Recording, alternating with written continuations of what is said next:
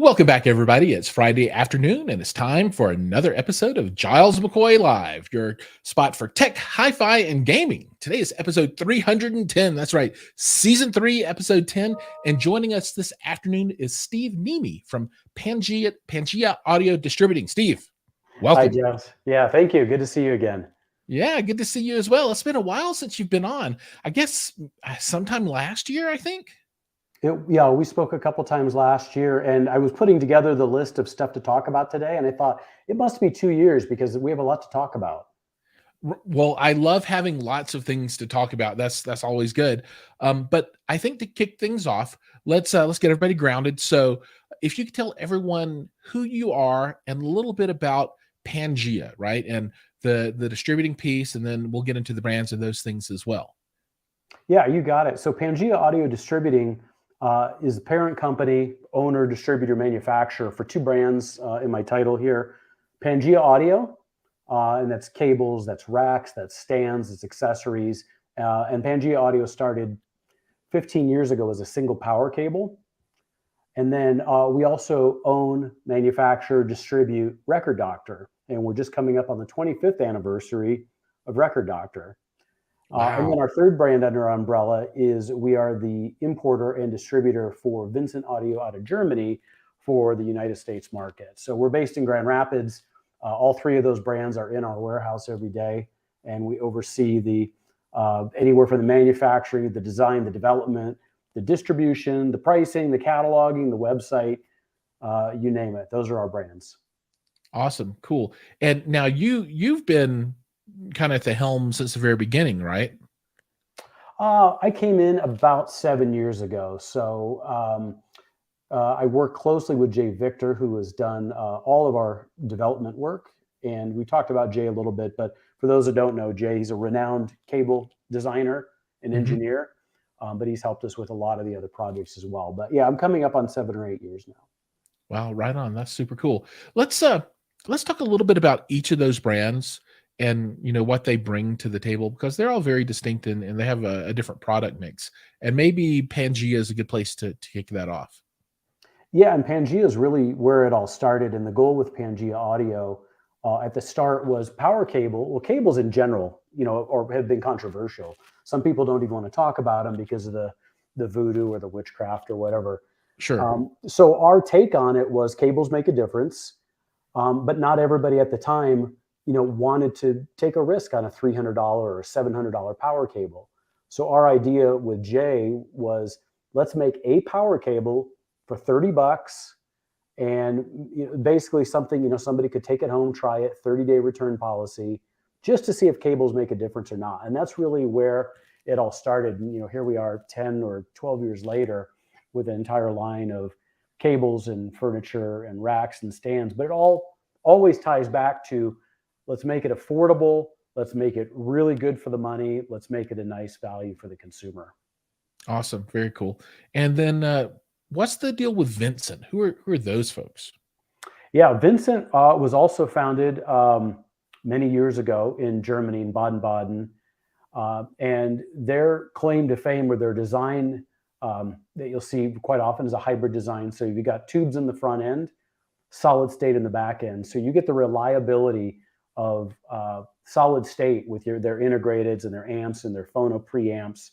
But you also get kind of the warmth and musicality of the tubes on the front end.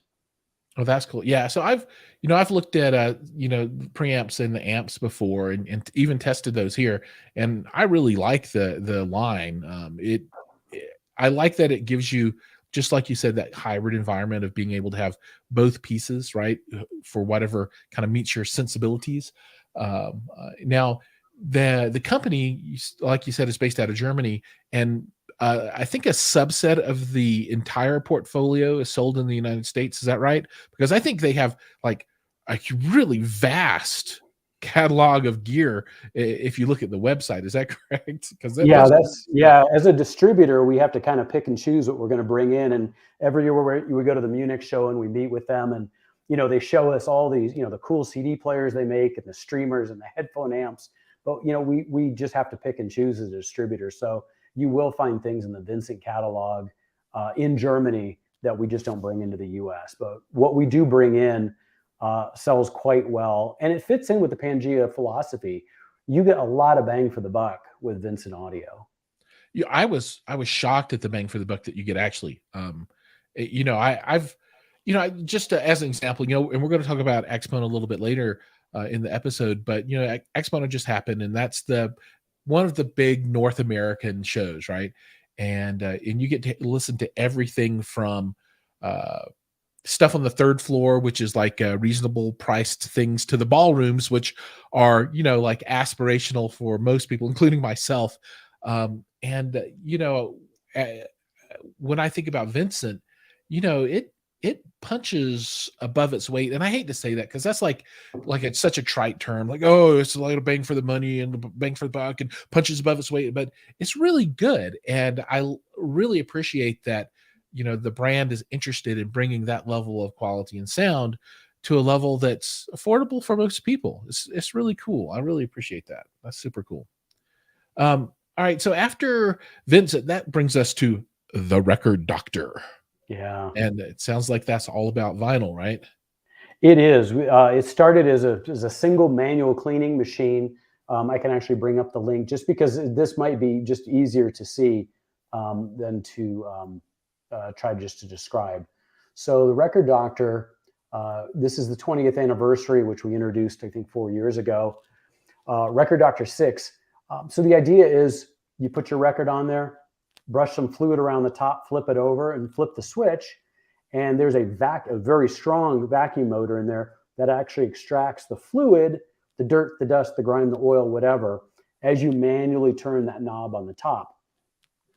And fitting in with our philosophy, it's affordable, it's simple, and it works. So there's an entire line. There's a Record Doctor 6, there's a Record Doctor 5, which is even more affordable than this.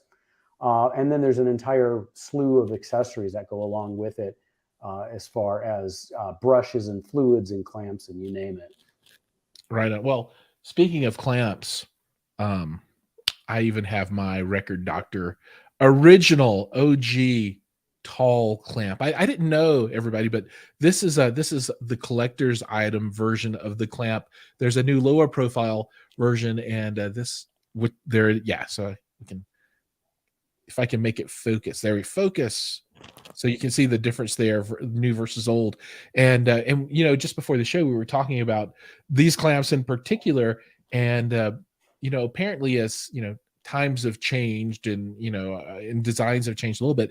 There's like a million of the project and similar type of record players that have the acrylic top, and this doesn't fit for those. Now, if you go buy your $150,000 record player, then this is perfect because they don't have tops, right?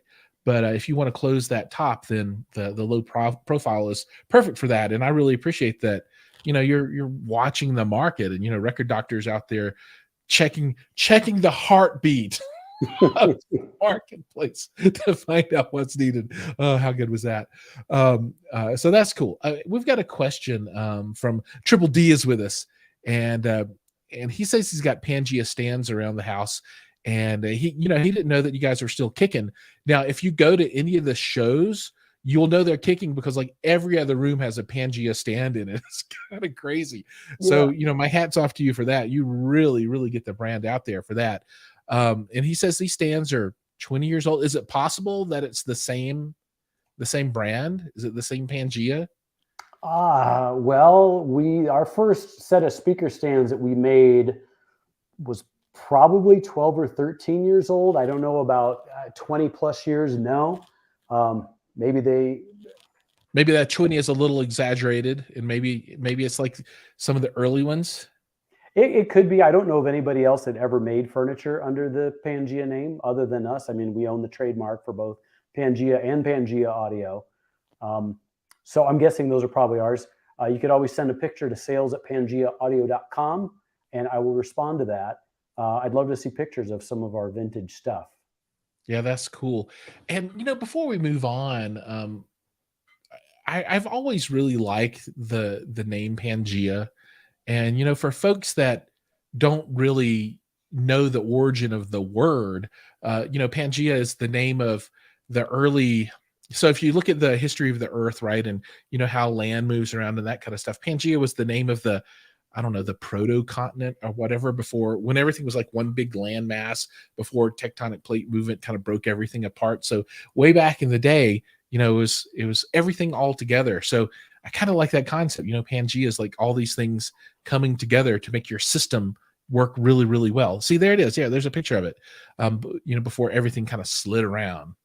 Yeah. I've really, really appreciated that tile. Okay, now since we were talking about vinyl, I want to bring up a topic and dive into that just a little bit. So today, let's talk about vinyl care and what really is involved with that, right? Because I'm still a vinyl neophyte to a certain level. I've never really got into it super deep, and I don't really know what I should be doing with my records to make sure that they stick around for as long as they'll stick around, and I have the best experience when I listen to them. So, from your point of view, what are the things that need to be done, and what are like the tried and true ways, and are there any new fads? Are there new things coming out that improve the way that people can care for vinyl?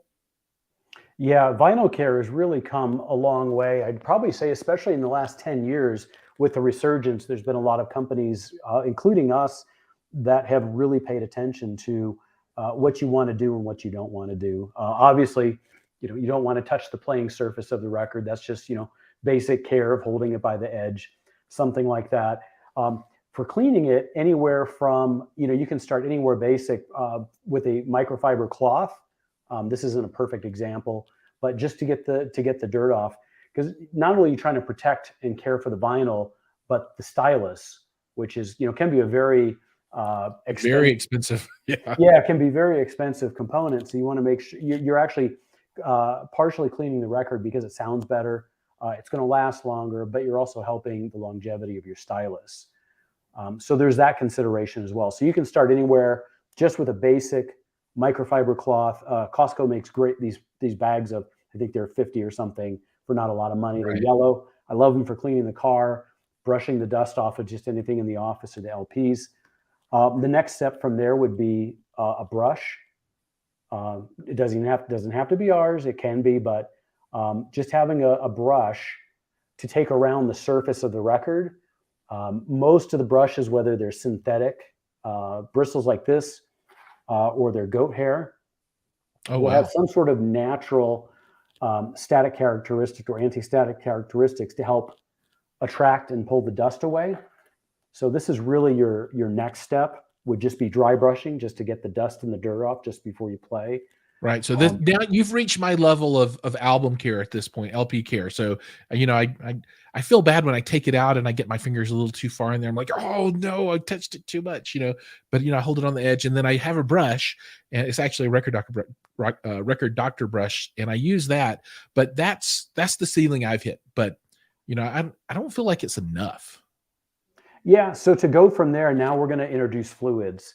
And the benefit to using fluids is you're actually putting the fluid into those teeny tiny microscopic grooves around the record. And that fluid can actually commingle with the dirt and the dust and the oil and the grime and everything that's down in there.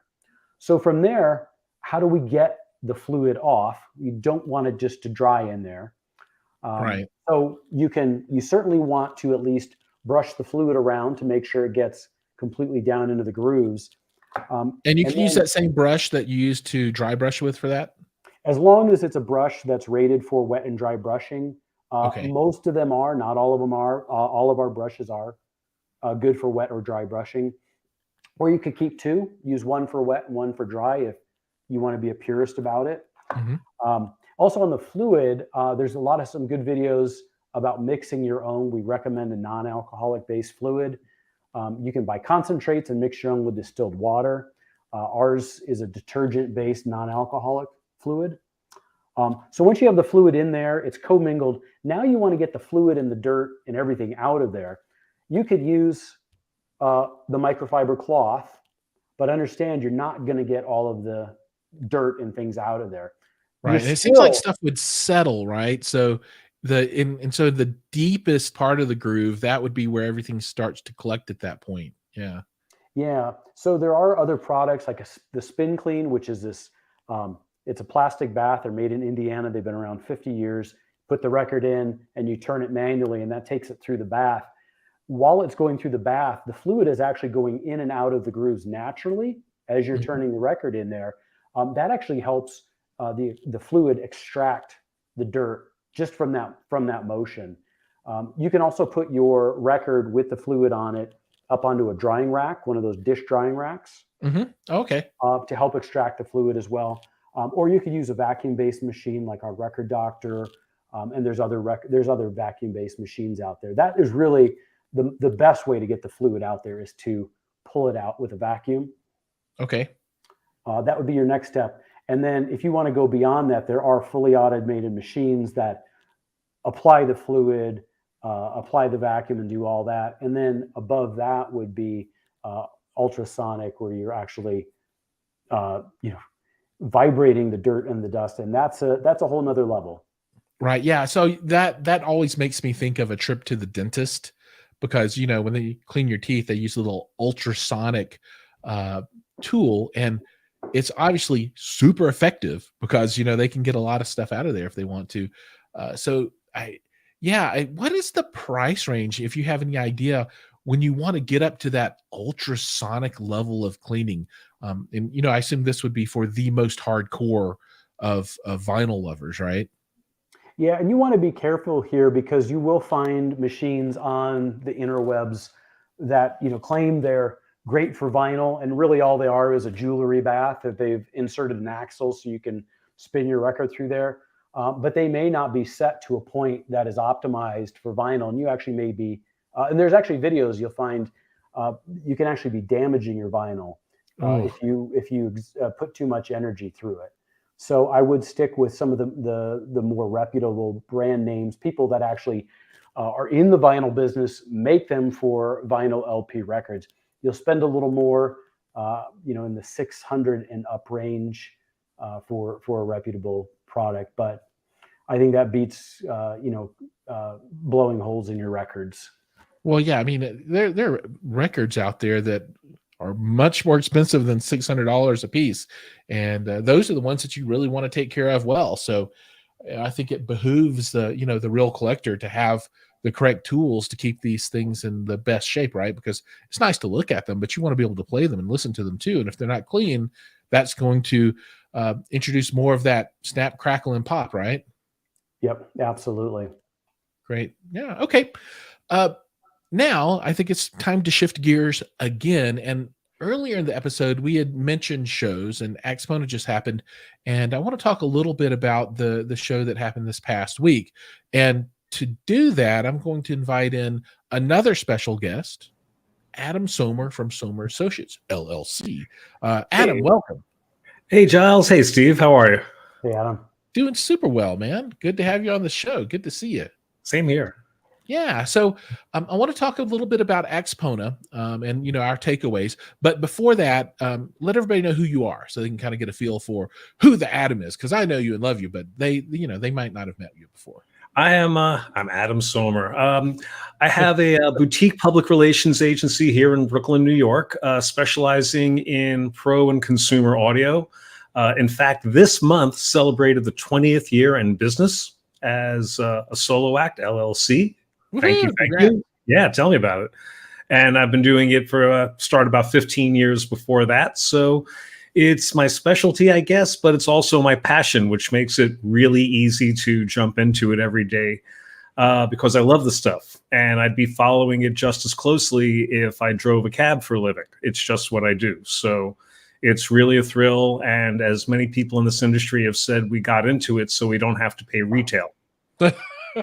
There you go. That's the magic. It's the So little things. yeah, it's the little things. And speaking of the industry, well, like I said, Axpona just came and went, and there's a lot of coverage out on the web right now. I have a bunch of stuff up. People can click the link down below to see that. But it's always interesting to kind of understand, what your takeaways were, and everybody will have a different takeaway. And just for the folks that aren't familiar with Axpona, this takes place in Schaumburg, Illinois, at the Renaissance Hotel and Convention Center. and basically the show takes over a good portion of the hotel. So most of the convention space is filled, and then multiple floors in the actual room tower are filled with listening rooms as well. So, they had 200 and something listening rooms, if I remember correctly. So all of the major brands will be there. It's mostly focused toward 2-channel, but there were a couple of multi-channel rooms, one from SVS, one from Focal, and Emotiva was there. They're a big multi-channel company, although I don't know if they were demonstrating a multi-channel. But if you want to see speakers, amplifiers, streamers, record players, all that stuff, preamps, it's all there. So Steve, Steve, you were there, right? I didn't see you though, so I just you were there repping because your gear was everywhere. Yeah, Adam and I were there for setup day, which is when I actually got to see the most of the show because I was running from room to booth to convention center, helping set up the racks and the stands and everything. And then we co-exhibited in 2 rooms on the 4th floor, right off the elevator where you and I met last year, 412. Mm-hmm. We were there with Vincent Audio, Pangea, Spin Clean, Music Hall, and Amped. And then we were co-exhibited down in the Innovation Ballroom with NAD PSB and local retailer in Chicago, Saturday Audio Exchange. Mm-hmm. Yeah, I've always been kind of scared to go into that room on any day that's not a Saturday. I just maybe they're not exchanging on a Friday, so it's horrible. Those are the weird things that run through my head. So Steve, for you, is there anything that you saw at the show that kind of jumped out and you said, "Oh my, this is cool"? So I saw less of the show this year than I've ever seen in any of the other years. The amount of traffic we had through the rooms was just enough to keep me busy during the show. What I did discover was off of the convention center, there was another 10 or 12 ballrooms I didn't even know existed for the show. I got up there and I saw the signage and thought, just when I thought I hadn't seen the whole show, here's proof that there's so much to see. Yeah, like if you walk down and keep going, there's another hallway that kind of turns off to your right, and Dine Audio, Focal, a whole bunch of folks were down in Win Audio. They were all kind of not necessarily hidden down there, but if you don't go exploring, there's a lot, and you could absolutely miss it. I know a lot of people miss the little record area, right? Well, it's actually pretty big, but you kind of have to go back and find it. And Emotiva had a big display back there. So Adam, how about you? Well, first off, maybe you could talk a little bit about the rooms that you were working with there, and then a little bit of your takeaway. Well, like Steve, I had products, including the Pangea audio products all over. I was there with a total of 6 different companies who were more or less spread out, including Pangea Audio, Claris Cables, Stenheim speakers, Alta Audio speakers, Primera Electronics, and Figo Audio Electronics. It was busy, so I didn't have to count steps. I was running all over in a good way. And I gotta say, it was one of the more exciting shows I've experienced in a while. And I don't know if that's because we're still in that post-COVID sensation of being back out there and seeing our friends and colleagues again. It's also just a fun show. When everything sort of syncs up and the rooms sound good, there's nothing like it. So it was a very exciting few days for me. And, happily, everything, at least that I had my hands involved with, did well. And it's not like I was the guy setting it up. I don't want to take any of the credit. It's the people on the front line. But, when you have all these grand plans and then you walk in and it all comes together. And that's what it was like. So it was a very positive experience all the way around. That's awesome.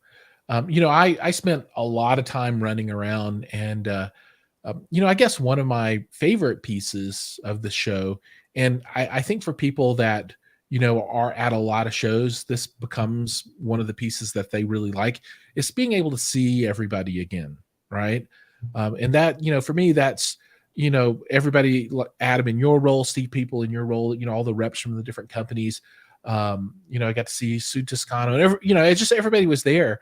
But then there are a lot of people that are kind of like me. So, I consider myself kind of a a super fan, or like one step above just the normal convention goer that kind of shows up and looks around and says, oh cool, right? Because I'm there and I've got my cameras and we're filming stuff and we're putting stuff on the web and doing the YouTube thing and all the socials, but there are a lot of people that are my counterparts that are there as well. And so these are the chances for us to get together and say, hey man, I saw your stuff, let's get. So that was my favorite piece of the show. But it's my favorite piece of every show. And you're right, there was a lot of excitement. And I think people were there and kind of open, and the cloud had been lifted a certain extent from everyone's experience. So that was very exciting. As far as the gear and the tech, not a lot of things were like generational leaps of change. Like, oh my God, I've never seen anything like this before. But a smaller company, Dutch and Dutch, was there, and they have rather large monitors that I would like to have a pair of those on my on my desktop right now, because they got dual powered 8s in the back. So they're rocking beasts. I mean, they're this tall, but man, they are just pumping out some sound. So I kind of like that. It was new. Not that the concept of a powered monitor is new, but these were really getting after it. So it was nice to see them there at the show and showing. Other than that, the big rooms blew me away. All of them, as per normal. When you walk into a room that's got $1 million worth of gear, if it doesn't blow you away, then somebody has made a mistake somewhere. At least I think. Oh, it's true. And I tell you, in those big rooms, every link in the chain matters. And it's really, in any room, but especially there, it becomes evident. You can have all this great, hundreds of thousands of dollars worth of equipment, but if you don't have the right cable, it really makes a difference. Everything really has to be in tune, and not just getting the brands that can afford to join you, but that are a real complement. Yeah. Which is why, like Steve was saying, in the room, with Pangea Audio, there was also like Roy Hall turntables. It was a good mix of people. So somebody just walking in will have that experience and say, okay, this has blown me away. What's here? It makes the impression, and then it drives them to say, okay, what are the ingredients? Yeah. And, on setup day, I think one thing that people really don't think about, and there's not really a reason for them to think about it, but the amount of work that has to go into making these rooms sound reasonable is pretty exceptional. And the talent of the people that are putting these things together is pretty crazy awesome. If you think about your home, you'll have your room and you sit and you tweak on this room for 10 years, right? Trying to make it sound right or sound good or the way you want it to. Well, folks show up at this hotel and they have a day to, unpack, install, set up, tune, get everything just right where they can make a positive impression on people.